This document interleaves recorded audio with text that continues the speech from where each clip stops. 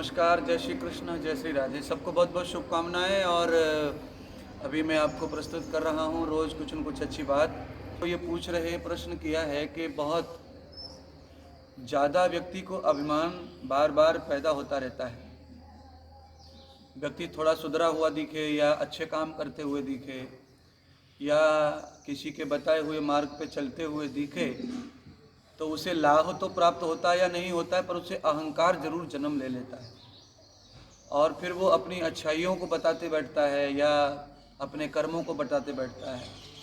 ऐसी ज़्यादातर लोगों में व्यापक विचारधारा पाई गई है। ऐसा प्रश्न है, तो इस प्रश्न का उत्तर ये है क्योंकि अहंकार जीवन का अंग है। अहंकार जीवन का अंग है और प्रत्येक सत्कर्म करने के लिए अहंकार का सहयोग लेना पड़ता है।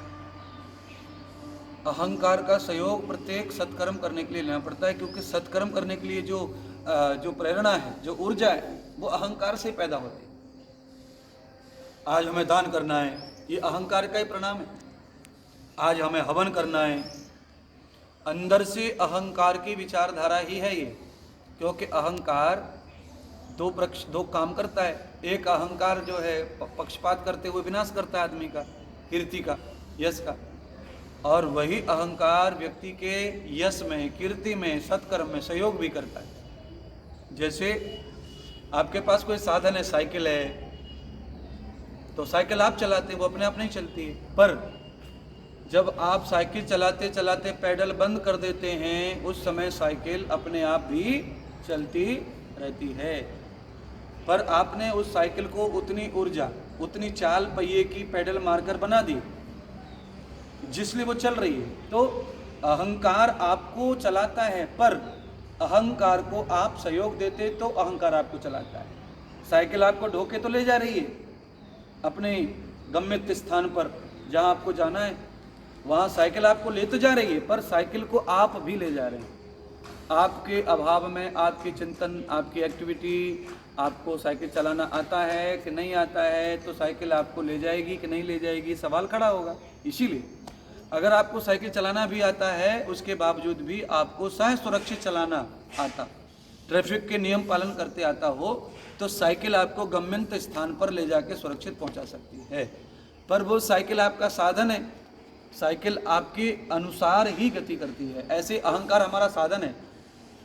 उस अहंकार को हम गति के लिए परमात्मा ने हमें दिया है, दुर्गति के लिए नहीं दिया है। पर जब हम कानून का पालन नहीं कर पाते, रोड पर ट्रैफिक का कानून पालन नहीं कर पाते, या अनायास हमसे कोई भूल हो जाती है, चूक हो जाती है, तो उसका दंड, जैसे साइकिल का एक्सीडेंट हो जाता है, हम गिर जाते हैं, उस हिसाब से हमें चोट लग जाती है या मृत्यु तक हो जाती है। ऐसे ही अहंकार को नियम अनुसार न चलाने से, न भोगने से आदमी के जीवन में चोट लग सकती है, उससे उसे पाप हो सकता है, उससे उसकी कीर्ति को नुकसान हो सकता है, अपयश का वो भागी बन सकता है, अपकीर्ति का शिकार हो सकता है।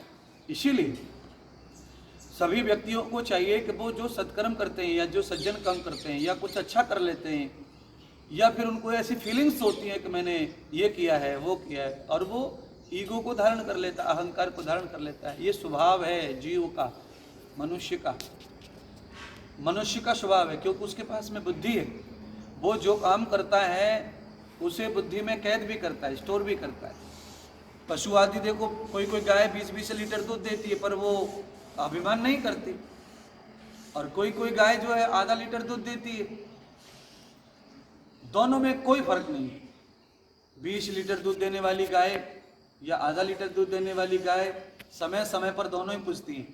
आधा लीटर दूध देने वाली गाय को लोग पूजा करते हैं, उनके भी पैर पड़ते हैं लोग जो मानते हैं गौ माता के रूप में, धर्म के रूप में गाय को। और 20 लीटर वाली को भी कभी कभी लोग नहीं पूजते। तो ये पशु बुद्धि है, इसीलिए उनको अपना यश समझ में नहीं आता है। वो भोग में है तो अपना भोग पूरा कर रहे हैं। मनुष्य को ये समझता है, क्योंकि वो विवेक और बुद्धि दोनों से संसार को चलाते हैं। इसीलिए वो यश और कीर्ति को अहंकार के रूप में यूज कर लेता है, मान लेता है, ठान लेता है, और उससे वो अहंकार का शिकार हो जाता है। तो मैं आपको बताना ये चाहता हूँ कि सत्कर्म करने से, हवन पूजा करने से, दान करने से, कथा भागवत करने से, अच्छा घर बनाने से, अच्छे प्रमोशन को प्राप्त करने से, अच्छी औलाद हो जाने से आदमी अहंकार का शिकार होता है। क्योंकि अहंकार प्रत्येक कर्म में ऊर्जा का काम, बैटरी का काम जैसे करता है, तो वो आपके साथ जुड़ा हुआ है।